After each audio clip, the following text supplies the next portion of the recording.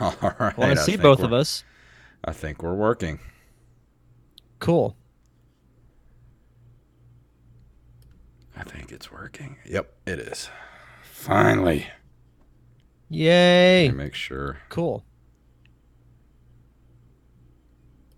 I think it's working. Okay, yep. It's working. All right. All right. All right. All right. All right. All right. Whew. All right. Here we go. In 3, 2, 1. And we're back again. We finally got OBS working. Thanks, OBS, for being crap tonight. What are you talking about? There were no issues. Yeah, no issues whatsoever. Yeah. Nothing to see here. Move on. I did want to tell everybody, if you haven't listened to last week's episode, we had Mr. Joey Image and Mr. Wally Phelps on the show, and we did our wrestling episode where we talked about which do we think is better, the 80s era wrestling or Attitude Era. And I'm going to say it's probably one of our finest episodes we ever made. For me personally, I think it's in our top 3 easily. It was just so much fun. It's completely different than what we normally talk about, but I thought we made very good points either way on why we think the era that we grew up in is better.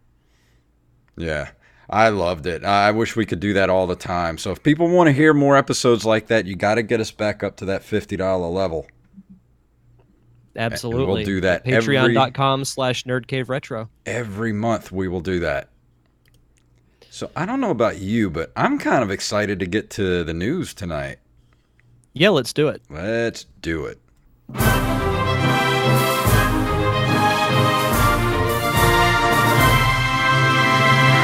From NintendoLife.com, Retro Beat'em Up Jay and Silent Bob Mall Brawl gets a limited run for NES.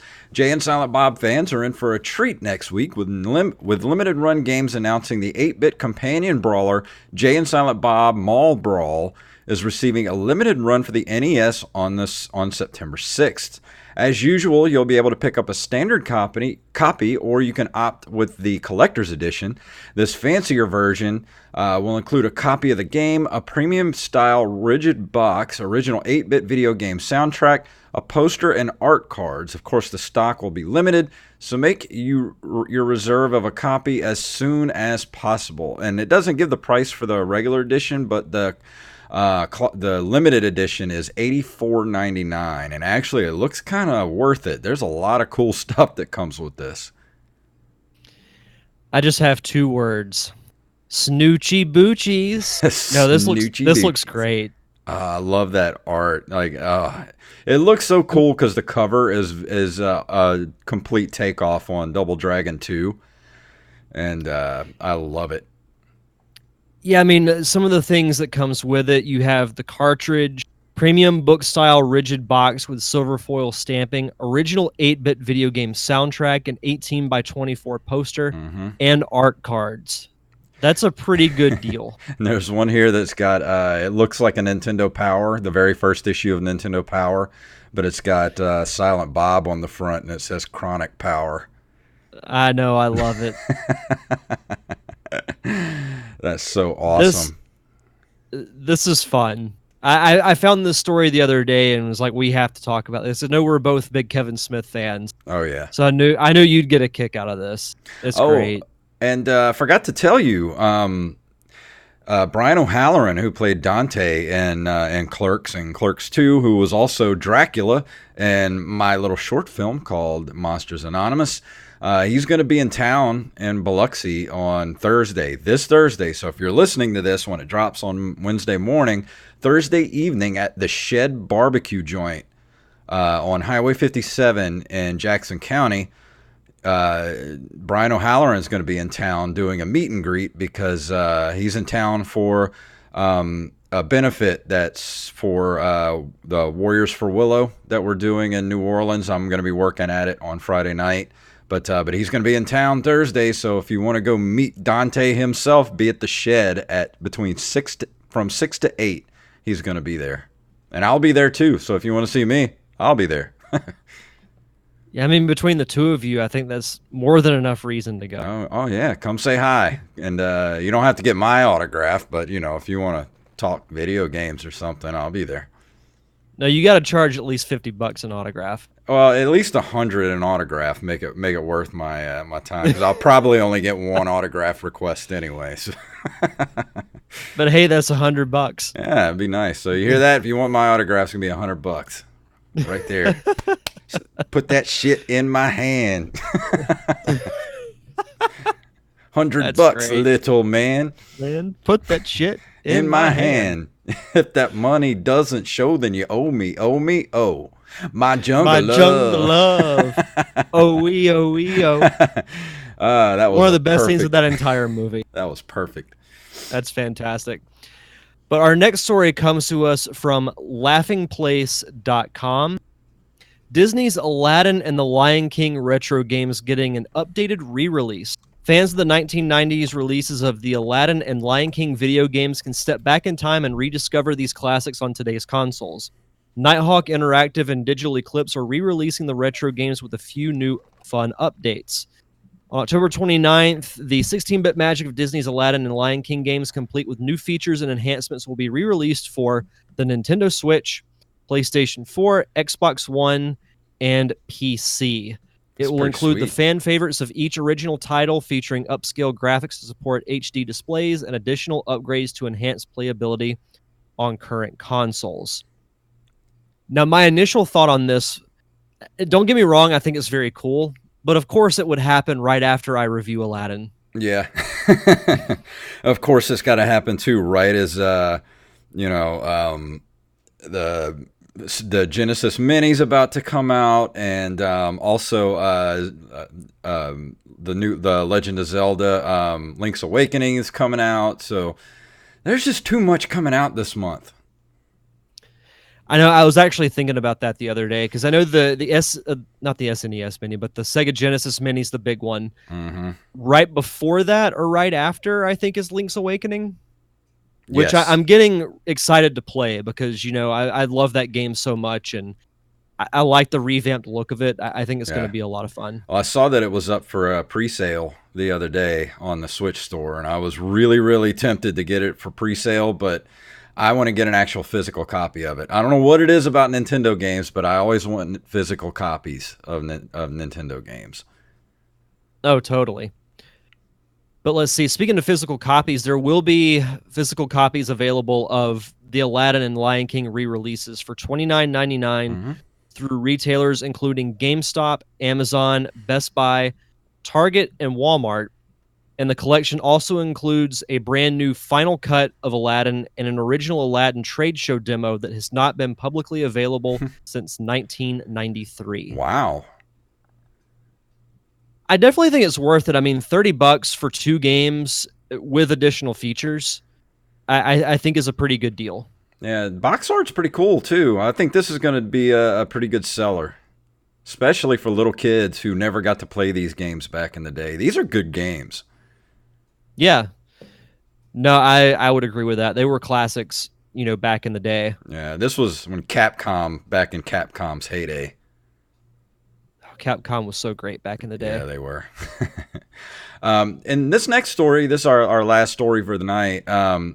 It's kind of a weird story, but I thought we'd share it here. Machine learning, actually this is from geek.com. Machine learning translates Japanese retro games in real time. If you want to experience the whole breadth of video game history, not just the narrow slice that publishers are willing to sell you on a given day, chances are you're using emulators. Retro consoles are cool and all, but emulators give you even more control as to what classic blasts for the past you can legally play on your PC. Emulators can even offer modern conveniences to those old games, like online functionality or generous save states. And now a nifty new 1.7.8 update to RetroArch, coming soon to Steam, uses machine learning to translate Japanese console and arcade video games in real time. As reported by Kotaku, the feature is called AI Service and offers several different translation tools. It can pause the game and display English subtitles for the Japanese text, or you can use a text-to-speech program to read the text to you. It even works across multiple languages in both directions.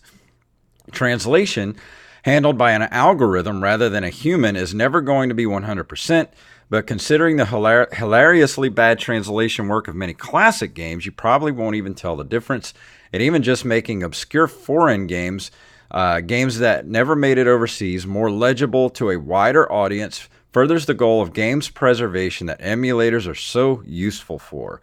So what do you think about this? This is pretty cool because there's a lot of games that I've played that I have ROMs for that are actual Japanese releases that were never released in the United States that I would love to use this on, because it's hard to kind of get started with those games because you can't really tell what you're doing on like the loading screens and all that kind of stuff. So I think this would be a pretty cool tool to use.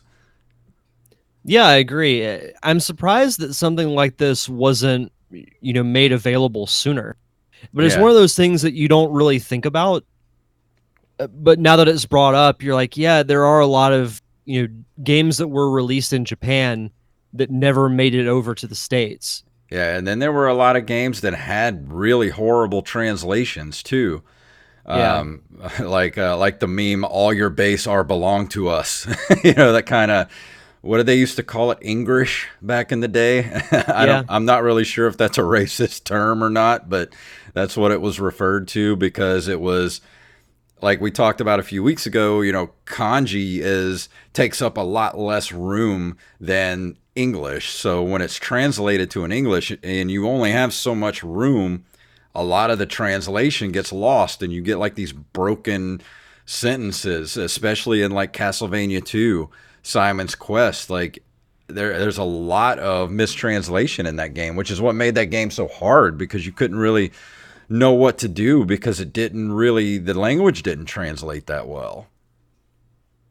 Yeah. I know that I want to say it was Final Fantasy 3. There were some words that, and it may have been by design, but there were some words that weren't the actual Japanese translation. Mm-hmm. That may not be the best example to use, but it's the one that I think of when I hear about, translations not being, that accurate. Yeah. But Like regardless, I think this is a cool thing. I have this one game on emulator, and I can't, for some reason I can't think of the name. It's like Welcome Home or something like that, and it's kind of what Resident Evil was based off of. It was an NES game, and it was only released in Japan on the Famicom. It was an 8-bit game that inspired or was kind of a precursor to Resident Evil. So I really would like to play that game, but I can't read anything in it. So I would love to have this little translator being able to read what the hell's on the screen. Well, and soon you'll be able to. It sounds awesome. I love it. I love that we live in this day and age where we get cool stuff like this. God bless technology. That's it for the news tonight. So let's go ahead and move into this month in video game history.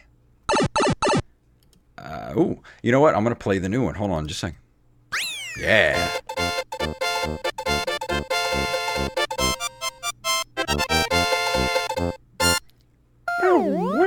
In 1979, September to be exact, NEC releases the PC 8001, the first in the PC 8000 series of home computers. Let's see what this bad boy looks like. I love old computers. Oh, man. Wow, that thing is 70s as hell. It's got Snoopy on it. Does it? Oh, yeah, is that? Yeah, on the monitor. Yeah. This thing was, in the U.S., it was $1,295, equivalent to $3,569 in 2018. Look at the size of that floppy drive. I know. Look at that thing. That's bigger than a VCR. The sad thing is, you're right. It is. The thing's bigger than the monitor. It is. That's crazy. Wow. Jeez. Still want to have one, though. Yeah, that'd be great. September of 1981, Namco releases Galaga, the sequel to Galaxian, which becomes more popular than the original. And who doesn't love Galaga? One of the most iconic arcade games of all time, and you can make the argument that it's the most iconic. Yeah, I'd say it's definitely in the top 5. Oh, definitely. In You September of can't have too much 19. fun with Galaga. Oh yeah, I love the new Galaga. Have you played the new Galaga machines they have? There's one at the Margaritaville Casino here on the coast, and it's Mm-mm. this huge screen, and it's like Galaga on steroids. Like it's so fast, and there are so many enemies on the screen. It's awesome. Now, that sounds like a lot of fun. No, I've heard of that, but I've never actually played the new Galaga Dude, machine. you need to come over here one weekend for the day, and let's go to the arcade. No, for sure. And we got the new go kart track too open that we got to go to. I want to You go guys have a new karting. go-kart track? Yeah, like high Hell speed go yeah. kart track. They just opened up like a couple months ago. Do we get red shells and banana peels? Maybe I'm gonna bring my own banana peels though. That's probably smart. You know somebody's done that before at a go-kart track, Oh and I yeah, bet I'm sure you if get. it were me, like I would understand you can't do it, but I would laugh my ass I'm off. sure you get thrown the hell out for doing that. Yeah. In September of 1982, Sega releases the maze game Pengo, starring a cute little penguin. Let's see what Pengo looks like. Yeah, he is a cute little penguin. Oh yeah, we talked about this before. Yeah. It reminds me this character looks like he came straight out of one of the classic cartoon eras from like Yeah. Scooby-Doo, like that Oh that yeah. era of cartoons. It reminds me of that little penguin on the Bugs Bunny cartoons. Oh, you're right. Maybe that was the inspiration. Maybe. In September of 1987, the Master System is released in Europe. And not too long after that, the Genesis comes out. Mm-hmm. Do want to get my hands on a Master System though. I think one of the biggest reasons the Master System didn't do as well as Nintendo, the box art for the Master System games was awful. You ever see Yeah. that? Oh, that grid paper looking background. Yeah, they were pretty atrocious. I'd like to have one just for the sake of having one. You know, I'd love to have like a giant shelf with all the like pretty much every major console ever made and organize them like in chronological order. Oh yeah, I that's think what that'd be want really too. cool. On September 14th of 1989, Capcom releases DuckTales for the NES based on the Disney animated TV series of the same name.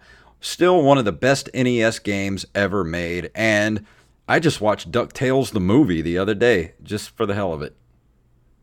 Oh, the one with the genie? Yeah, The Secret of the Lost Lamp or something, whatever Yeah. it's called. Yeah, I loved that movie as a kid. so good. I remember going to Yeah. the theater to watch it. I love DuckTales. I still do. I still have the seasons on DVD.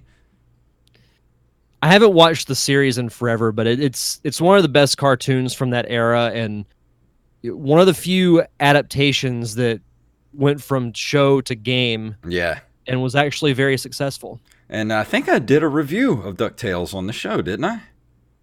Yeah, it was one of the first. Okay, yeah. DuckTales is still like one of probably in the top 5 of my favorite NES games. Like if I could only have if I was stuck on a desert island and only had 5 games to bring with me, DuckTales would definitely be on that list. No, it's a fantastic game. Let's see. September 1991, Namco releases Starblade for arcades, featuring one of the earliest instances of real-time 3D graphics in video games. I did not know that. I did not know that either. Starblade. Let me look this up. I don't remember this game at all.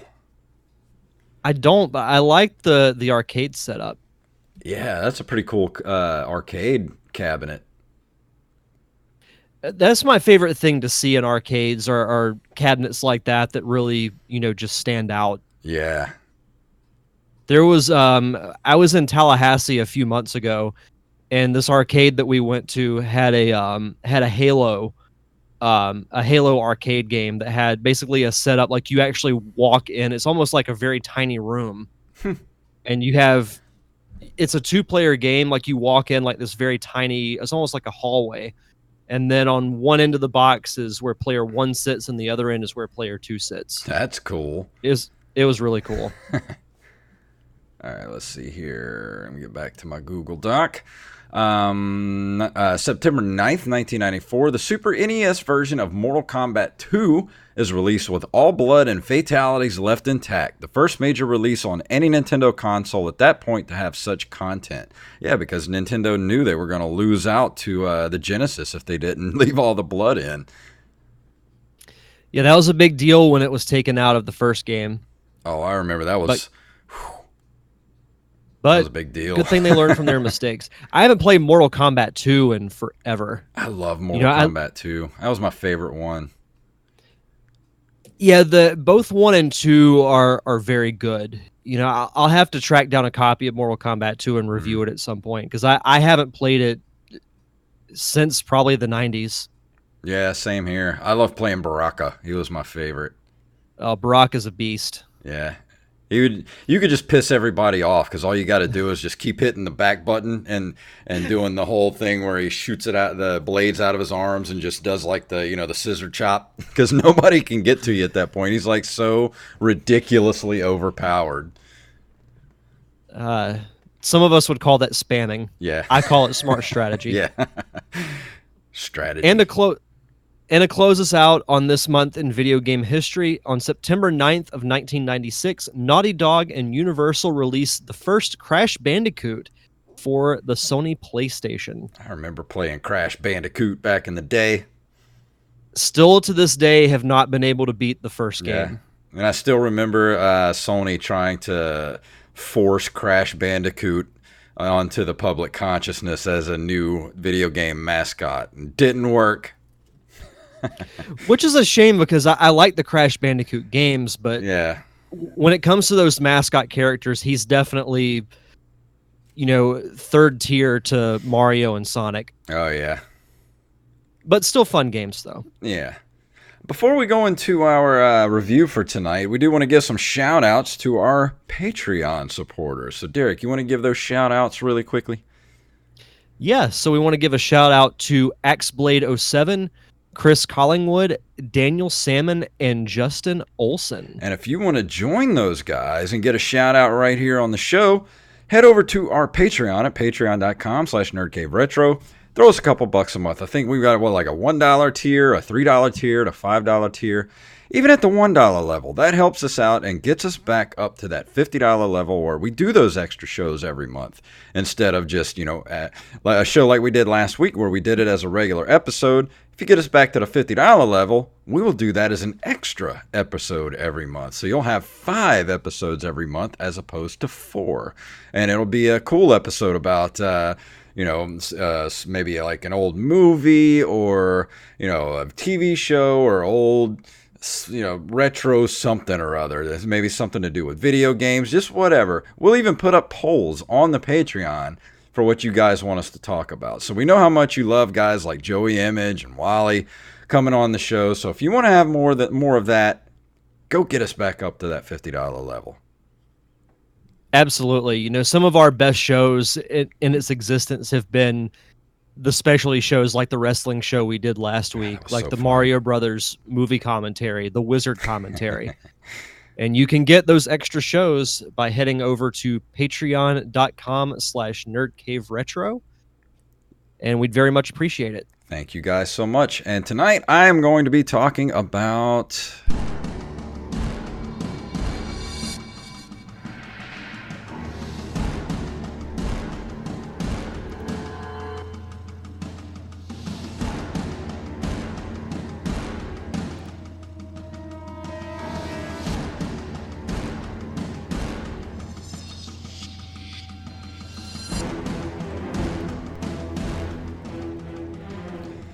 It is Terminator 3, The Redemption for GameCube, and also it was released on the original Xbox and the PlayStation 2.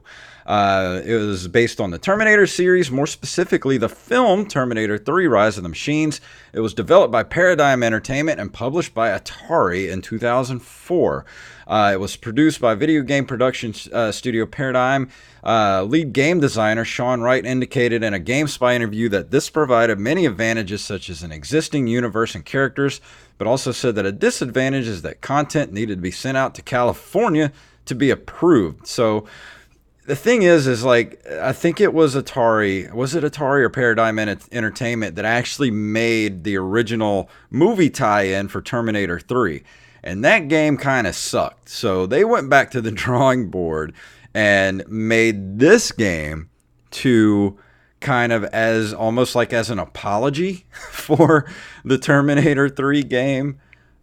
Which I remember playing that Terminator 3 game. I don't remember it being that bad of a game at the time. I did finish that game, although I don't really remember much from it. But I'm one of the few people that actually kind of like that movie.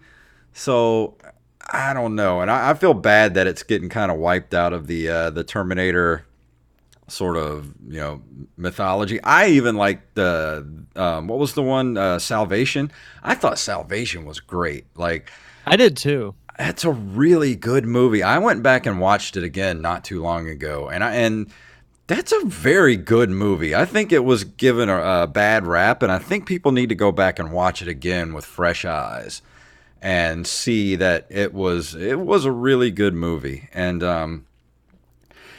I am a huge fan of the Terminator series. Like, I think Terminator 2 is still probably the best science fiction movie that's ever been made. I think the original Terminator is probably the best B movie that's ever been made. And Yes. I love the mythology of it. I love the story, like the world building that they've done. I love anything to do with, like, the post-apocalyptic future of, man fighting the machines and all that kind of stuff. So I'm just so into that world. And when I first started playing this, I really liked it at first. Like, it's kind of they don't really make games like this anymore where there's a lot of cutscenes, but it's not really an open world type of game. It's more like kind of not necessarily on rails, but you have like a certain path you have to take. Like, there's really no kind of exploration or anything. It's like you're going down this set path, and you have there's like four or five kind of stages to the game, and within those stages are like 4 or 5 levels, and within those levels, the sub levels, like within each kind of stage of the level, there are kind of 3 phases to each one. Like, you go to and I'm trying to find a good way to explain this, because there's like 5 stages to the game, and within each of those stages is 5 levels. And within those levels, like, you start the level, and there's a part where you're doing kind of a walking through, like trying to get somewhere as the T-850. And you go through like a walking part fighting with the T-900s, and then you're trying to get all your human fighters to like a certain area. You get to an area, then you have a cutscene, and then you go to like a driving portion. And then you get through the driving portion, you get another cutscene, and then you kind of go to the end of that level before you move on to the next sort of level. So each level kind of has 3 different phases to it. Here's my problem. If you're going to make me have 3 different phases to each level, and you're going to give me cutscenes, give me give me a checkpoint at each cutscene, please. Don't make me get all the way to the end of the level and then have to, if I die, restart the whole freaking level all over again. Oh my God. That sucks ass.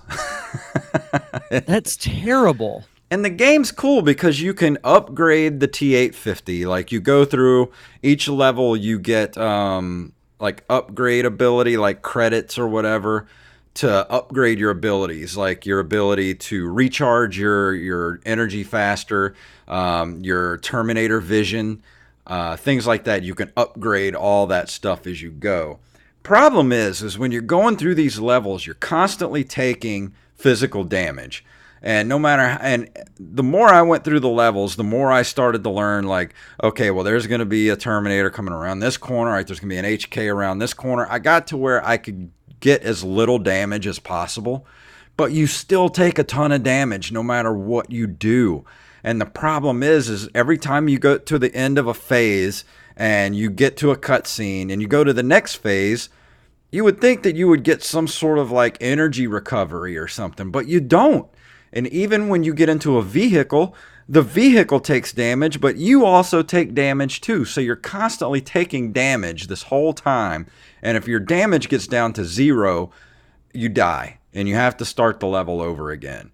And I got to the point where I was playing the same one level over and over and over again. And I don't know if I'm just getting old or that's just the way games were and we didn't notice it. I don't have time for that shit anymore. I only have maybe, 3, maybe 4 hours a week to play these games and review them. And if you're going to make me play the same level for hours trying to get through it, I have no time for it. So I just got to the point where I was like, you know what? I'm done. And I took the game out and I'm not going to play it anymore. As much as I liked it when I first started playing it, I thought the graphics were awesome. The controls were really smooth. Everything about the game is good except for that crappy having to play the same shit over and over and over again. I can't do it anymore. Yeah, I'm not going to lie. That sounds frustrating. It's awful. Because I didn't know, because you had mentioned that you were going to rant about something on the show, and I wanted to wait until the actual show to hear what it was. But I mean, from what I've seen of it, like it looks like a fun game to play. I missed out on this. Like you, I'm a defender of Terminator 3 and Salvation. So having a game that's based off of Terminator 3, I think is an interesting concept, but that makes me not ever want to play it. No, there's no reason to, because, I mean, it's so frustrating. And, I mean, the plot of the game is cool. I mean, the story starts in the year 2032 with a squad of TechCom soldiers storming a Skynet facility in order to stop a TX from entering a time displacement machine. However, they are no match for her superior capabilities and are gruesomely killed. Kate Brewster and the human resistance ambushed the T-850 that was responsible for the death of John Connor. A TechCom technician reprograms him to be sent back to July 23, 2004 to protect Kate and John's earlier selves. The T-850, with the assistance of several TechCom soldiers, manages to fight its way to the main gate of Skynet bunker, and it enters the time displacement machine. I mean, this is everything you want in a Terminator game, but it's so frustratingly hard. It's not fun. Yeah, we talk about this every now and then. There's a line that you can't cross between frustratingly hard in the sense that it motivates you to keep going, and then when you cross the line, it's frustratingly hard to the point where you just say screw it, and you don't want to play it anymore. And it sounds like this crosses that line. There was another Terminator game too back in the day. See, Terminator PS2 games. Let me see if I can find it. Let's see. Terminator page. Nope, not that. Dawn of Fate. Did you ever play Terminator Dawn of Fate? That sounds familiar, but I did not. That I remember being a really good Terminator game. And there's not much on it on the Wikipedia page, but I was kind of hoping that this would be kind of maybe that same style. Let's see. The game was based before and during the events that lead up to Kyle Reese being sent through the time displacement equipment to protect Sarah Connor. The story introduces players to Skynet models not previously seen and introduces hybrid human cyborg soldiers created by Skynet. The character of Perry, mentioned in the first Terminator film, appears as a major playable character in the game. And this was a really good game. I remember renting this at the time, and I actually played it all the way to the end. I rented it like several times so that I could beat it. And I was really hoping this game would be like that because, like I said, I really love, Terminator, everything Terminator. And I just couldn't do it. As much as I wanted to finish this game, I just couldn't do it. And yeah, BJ Wallen, no, no checkpoints at the cutscenes. Like I said, nope, no checkpoints. If you're not gonna give me a checkpoint at a cutscene, like we had the technology. This game was what? What year did this game come out? 2004. 2004. We had the technology for checkpoints. Why would you not put checkpoints in your game? I don't Maybe they get it. just felt like trolling. Maybe. Were they just trying to, I don't know, extend the life of the game, or I don't know. I don't know. I don't get it. I Some don't of these know. older games, I just want to go back to the developers and be like, just what were you thinking? Why did you do this? Why did you not put this in there? Why did you put this in there? I don't know. That sucks. Yeah. That actually really sucks because I was exciting. I was excited to hear your thoughts on the game, and just that one little detail can just screw it all up. Like I said, I was having fun the first probably hour or two of the game I was playing. I was like, man, this is really cool and really fun. Then all of a sudden, like the difficulty just jacks up and you can't get anywhere. Yeah, and I don't have the patience. I'm 42 years old. I don't have the patience to play the same damn levels over and over again. So, on a scale of 1 to 10, I can't be fair to this game because I didn't finish it, but the game wasn't fair to me. So, on that note, I'm giving this game a 3 out of 10. Man, It can wow. kiss my rear. Well, let me ask you this: which is worse, this game or Terminator Genesis? The movie? Yeah, Oh, I'd say this game is worse. that's pretty bad. Because I will defend Salvation and Terminator 3. Yeah. Genesis, I will not. Genesis was an awful movie. Yeah, that movie wasn't great. Well, the thing is that movie was pointless. It was, wasn't it? Yeah, I felt like there was no need for that movie. That's why I'm so glad they're going back to the drawing board, especially with James Cameron being producer. Like I have so much faith in this new Terminator movie, and like I said, if you haven't watched Terminator Salvation in a while, go back and watch it. I think it's on Netflix right now, and I watched it not too long ago, and I was really blown away by how much I still liked it. Like I thought I was going to be like, because the last time I'd seen it was in the theater, and at the time I was like, I really liked that, and everybody else was just like, oh, that movie sucked. And then I watched it again a few months ago, and I was like, this movie's still really good. I don't see what people saw so bad about it. Yeah, it's the same with me. I remember seeing that on opening night and actually enjoyed it, Yeah, but everybody's like, "Oh, it wasn't that good." But why was it not that good? yeah. Well, a lot of people complained about the whole heart transplant thing at the end. I'm like, Yeah, but I don't you'll think it's that big a accept the deal. fact that Terminators, cybernetic organisms were being, you know, sent through time to Yeah, kill, the resistance leader's mother, but you can't accept the fact that they did a heart transplant on a battlefield. Like, really? but time travel's okay Yeah, though. time travel's okay. Cyborgs are okay. Killer cyborgs. That's cool. But, no heart transplants. Can't be having that. Nope, not at all. But yeah, I don't recommend this game at all. I wish I wouldn't have bought it. I wish I would have bought something else. That's unfortunate.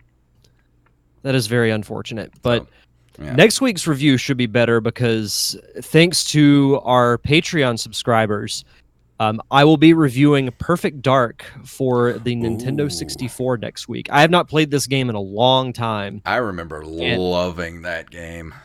oh, same. I'm excited to play it because I know it was made in the same sense as, like a Golden Eye, and it was made by Rare. Hmm. So I I think that remember it was being a lot of fun, but I haven't played it since the N64 days. So wasn't that the first really, game Rare made, like, as they're sort of you know fusing with Nintendo. for the N64, possibly. Yeah, I think Well, so. let's see. See, Rare and Nintendo.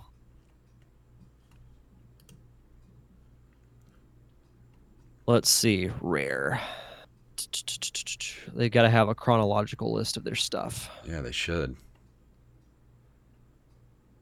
Are you kidding me? They don't. Wow. If I'm not mistaken, I think that is one of the first kind of collaboration games that Rare and Nintendo did, like, officially. Yeah, let's see. Because, man, I loved that game back in the day. All right, GoldenEye was before Perfect Dark. Oh, okay, yeah. Well, So I just for remember there was N64, a lot of hype around Perfect Dark because it was such a good game, but it didn't do that well. And I think people were kind of like, why didn't it do very well? Because it's a really good game. yeah, it came out Then there was in rumors of a May of sequel. 2000. Yeah, and then there was rumors of a sequel for like years and years. People were wanting a sequel to it.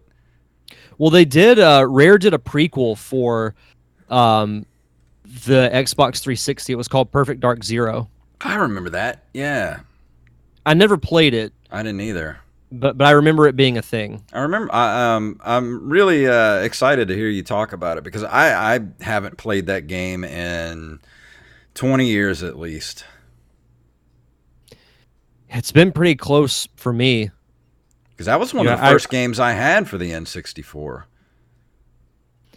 Yeah, it came out May of 2000, so it had to have been 2001 at the absolute, most recent when I played it, and that's, gosh, almost 20 years ago. This game's almost 20 years old. Maybe I have some false memories because I could have swore it was out earlier than 2000.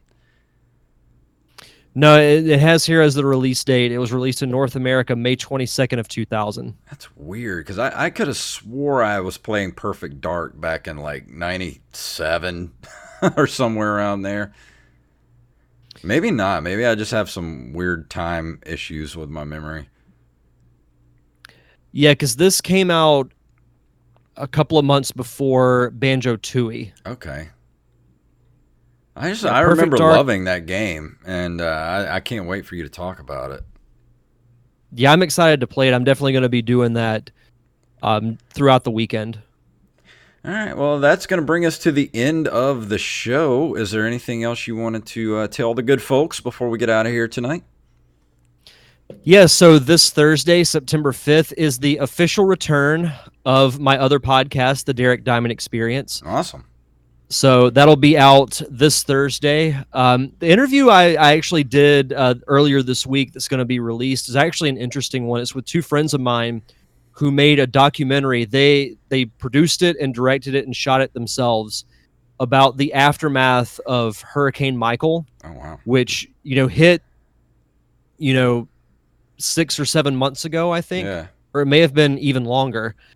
They actually interviewed people who are still dealing with the aftermath of it. And the clips on Facebook that I watched are pretty mind-blowing, as well as the interviews. So yeah, that'll be out this Thursday. They're actually doing a screening for it in Fort Walton Beach in a couple of weeks, I think on the 15th of this month. But check that out this Thursday. You can follow the show on all social media platforms, Facebook, Twitter, and Instagram at D-Diamond Podcast. Awesome. And you can just go follow me at JFunktastic over on Twitter. And that's about it for me. But let me go ahead and play our music here. If you would like to email us, you can email us at nerdcaveretro@gmail.com. We are at nerdcaveretro.com. We're on Instagram and Twitter at NerdCaveRetro and individually at JFunktastic and at Derek_Diamond. And we're at Facebook at Facebook.com/NerdCaveRetro. Our Patreon is Patreon.com/NerdCaveRetro. And if you can't go throw us a buck or two a month, go leave us a review wherever you listen to our podcast. So, Derek, please tell them what it's all about. Snoochie Boochies. Schnoogans.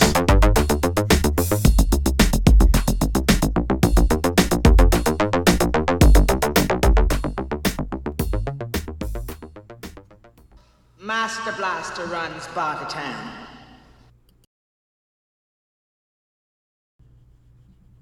And that's a show. Sweet. Awesome. Damn, we got 12 viewers right now. And Steffi Luhu is in there. Oh my goodness, we're being rated. No. What's up, guys? How are you all? Someone's rating with a party of 9. Yeah. Wow.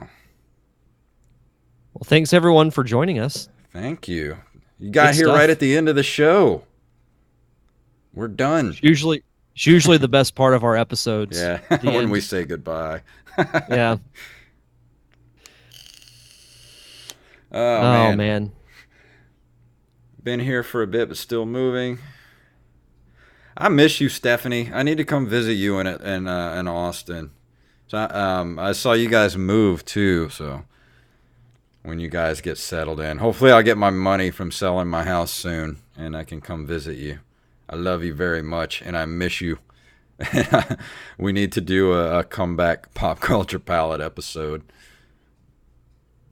You guys seriously should do that. I know, it's been over a year since we've done an episode. Oh, wow. Oh, same complex, different building. That's not too bad. At least you didn't have to rent a truck or anything. And thank you, BJ Wanlin, for joining us tonight. And Yeah, I think absolutely. Joey Image is still in here too. Maybe he was here a little while ago. But yeah, we're gonna call it a night, you guys. And if any of you are wrestling fans, go and listen to our last episode too. We didn't have a Twitch stream of it, but you can download it on our go to @NerdCaveRetro. And if you like wrestling, especially, we had a debate what was better, 80s wrestling or the Attitude Era. So that was a really good episode. And good night, you guys. And love you, Stephanie. And we'll see you guys next week. Goodbye.